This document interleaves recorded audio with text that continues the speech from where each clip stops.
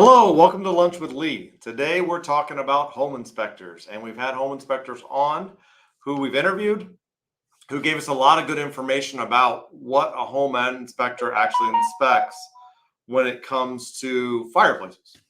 So we're going to go back over that today and go over a little bit of the difference between what we do as far as a home inspection versus a home inspector. Because all the time we get, oh, we didn't have you guys come in. We already had it inspected. We don't need an inspection at all. So that's what's coming up next.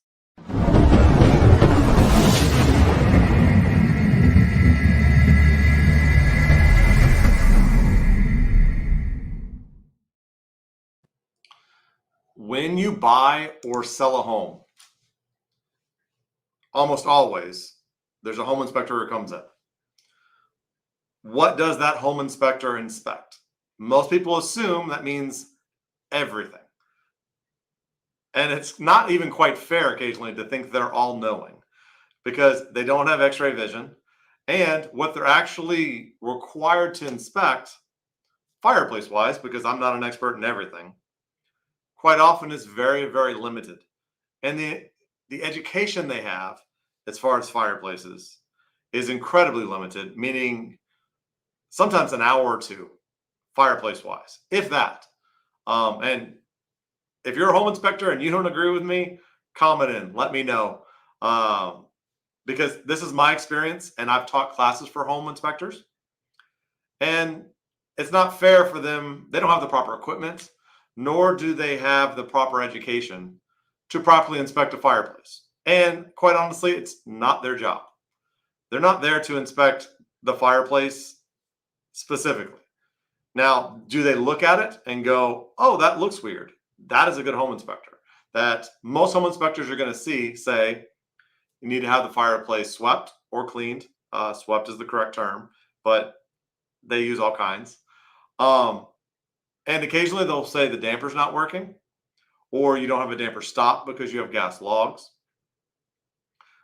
Those are the things they say, but quite often they say you need to have it looked at by a professional chimney sweep, chimney inspector, something like that. And that is what they're saying, and they're not going to actually, a lot of them are not going to say this, but there's something else going on that I know I can't see.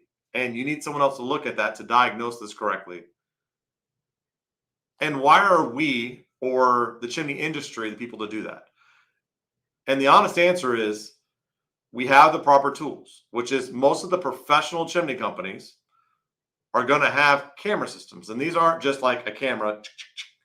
This is a specifically designed camera for chimneys where you put it inside the chimney and we look around and we can tell if it's been struck by lightning before, or we can see evidence of that if it's there. If it's had, in some areas, not necessarily Houston, earthquakes, chimney fires, we can see evidence of these things, but you can't see it from the bottom. If you look up from the bottom, and most homeowners have, you open the damper, that thing that opens and closes, and look up. What can you really see? Because you can't see up 10 feet and over at a right angle. It just doesn't happen. We can't either. So having the proper equipment, meaning cameras, the specific chimney cameras that have proper lighting, they have proper spacing, is very, very important to giving you an accurate inspection. In our industry, if it is a real estate transaction, a level 2 inspection is what is required, which a level 2 inspection includes that camera so that we can take pictures of the inside, we can put it on reports, we can let you know what's going on. And if you're buying a home, we can tell you what may have gone on in the past, and we can tell you what the condition is currently so you don't walk into something that's a problem. Because way, way too often, we show up after the house is already sold, and they say, oh, the home inspector said it was fine, it just needs to be swept. And then we put cameras in, and then we have to show them what they don't see. So we also go up on the roofs. Some home inspectors do, some home inspectors don't. And that's where we can see water leak problems, maintenance problems. Some of the times too, we can even look at a certain type of fireplace, manufactured metal fireplaces, and we can kind of predict the future for you, which is, this is a 25-year-old fireplace. Its expected lifespan is 20 to 25 years. much like a refrigerator or it's an appliance. It's not going to last forever. And it may even look good right now, but if something goes wrong, they don't make parts for it anymore. And it's important for us to educate you, even if you don't do it now, educate you so you know what you're getting into ahead of time. It's incredibly important. We get tons of referrals from home inspectors, real estate agents, the really, really good ones that really care about their clients, to make sure, who are also educated, because a lot of them that really do care about clients, but they're just not educated, to make sure that their clients don't buy something that ends up being a liability.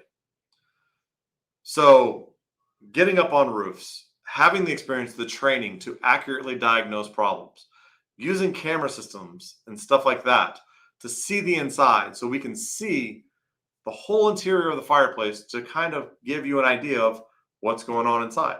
We can also give you, if you like, ideas on multiple ways to fix things. We have some ways to fix things that not many people do. So if you call us, we can go through, can we save you money? What we need to do from good, better, best, or my idea, Hyundai to Toyota to Bentley, on ways to fix things. So it allows us to really educate a customer, give them all their options, let them know what's good and bad, better about each option, to even know, okay, if I don't fix this, what happens? Because that is an option. It's totally an option. So that is home inspections for that homeowners do, or home inspectors do. And it's very, very important to know what you're getting for your money. So that's it for today, guys. I really, really appreciate it. Please share, like, tag a friend in the comments. That would be awesome. That way we can help as many people as possible. And I'll be here next week, Monday at noon. And if you have questions, come with them. Even if it's not the topic at all, I'll be happy to answer any questions you got.